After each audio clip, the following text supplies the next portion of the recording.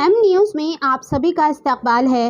हैदराबाद के सनत नगर के राजा राजेश्वरी नगर इलाके में एक मकान में रेफ्रिजरेटर फट पड़ा। जुमेरात की सुबह सत्यनारायण नामी शख्स के मकान में अचानक इस वाक़े से आग भड़क उठी। इसके साथ ही चंद ही लम्हों में आग ने पूरे घर की अशिया को अपनी लपेट में ले लिया। इस वाक़े में किसी की मौत या फिर किसी के झुलसने की इत्तला नहीं मिली। फायर ब्रिगेड के अमला ने फौरी मौके पर पहुंचकर आग पर काबू पाया। खुशकिस्मती से इस वाक़ये के वक्त घर में कोई मौजूद नहीं था, जिसकी वजह से एक बड़ा हादसा टल गया। बादअज़ा मुकामी एमएलए श्रीनिवास यादव ने वहां का दौरा करके मुतासरा खानदान से मुलाकात की और इन्हें हर मुमकिन ताउन की यकीन दहानी कराई।